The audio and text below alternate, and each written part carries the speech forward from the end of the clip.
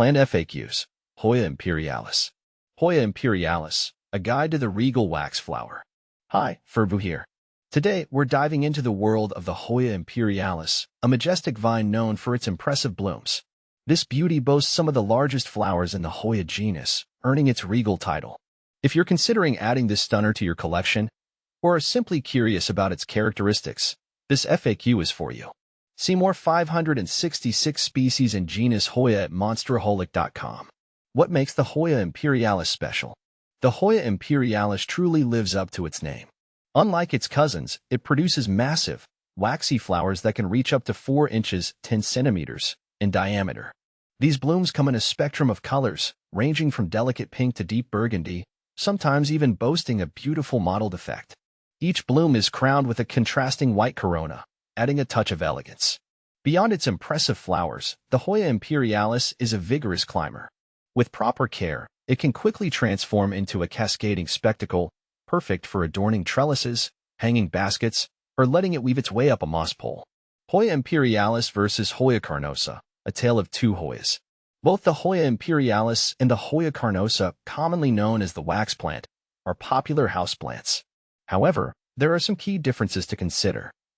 Flowers. The Hoya Imperialis reigns supreme in the flower department. Its blooms are significantly larger and more dramatic compared to the Hoya carnosa's clusters of smaller, star-shaped flowers. Growth habit. The Hoya Imperialis is a fast-growing climber, while the Hoya carnosa can be bushier and more compact. This difference influences their ideal growing conditions. Light requirements. Both Hoyas prefer bright, indirect light. However, the Hoya Imperialis can tolerate more direct sun exposure compared to the Hoya carnosa, which might scorch under intense light. Ultimately, the best choice depends on your preference. If you crave a showstopper with massive blooms, the Hoya Imperialis is a dream come true. If you prefer a more low-maintenance plant with a compact growth habit, the Hoya carnosa might be a better fit. Hoya Imperialis versus Macgillivrayi. On the other hand, Hoya Macgillivrayi is a chill surfer dude.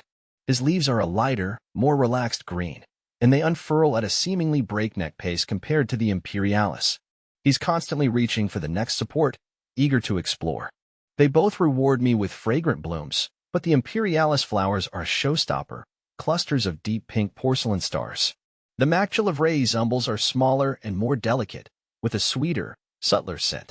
If you want a slow and steady grower with glamorous flowers, the Imperialis is your girl. But if you crave a fast-growing, easygoing vine with a delightful fragrance, the Macgillivrayi might be your perfect match. How to care for Hoya Imperialis. Providing the right environment is key to a thriving Hoya Imperialis. Here are some essential tips. Light. Aim for bright, indirect light. A few hours of morning sun is ideal, but avoid harsh afternoon sun. Watering. Water deeply when the top inch of soil feels dry. Avoid overwatering, as this can lead to root rot. Soil. Use a well-draining potting mix specifically formulated for cacti and succulents. Humidity. While not strictly necessary, moderate to high humidity levels can benefit your Hoya Imperialis. Grouping plants together or using a humidifier can help create a more humid environment. Fertilization. A balanced fertilizer diluted to half strength can be applied during the growing season, spring and summer, once a month. Temperature. Maintain a comfortable room temperature between 65 degrees Fahrenheit and 80 degrees Fahrenheit, 18 degrees Celsius and 27 degrees Celsius. Why isn't my Hoya Imperialis flowering? Several factors can contribute to a lack of blooms. Ensure it's receiving sufficient light, avoid overwatering, and be patient. Established plants tend to flower more readily. My Hoya Imperialis is dropping leaves. What's wrong? This can be a sign of overwatering, underwatering, or stress from temperature fluctuations. Check your watering habits and ensure the plant is in a comfortable environment. How do I propagate a Hoya Imperialis? Stem cuttings are the most common method. Take a cutting with a few nodes, allow it to callus over, then plant it in a well-draining potting mix. Conclusion. Embrace the majesty of the Hoya Imperialis. The Hoya Imperialis is a captivating addition to any plant collection. Its majestic blooms and vigorous climbing habit create a stunning display. With proper care and a little patience, you can witness this regal Hoya flourish in your home.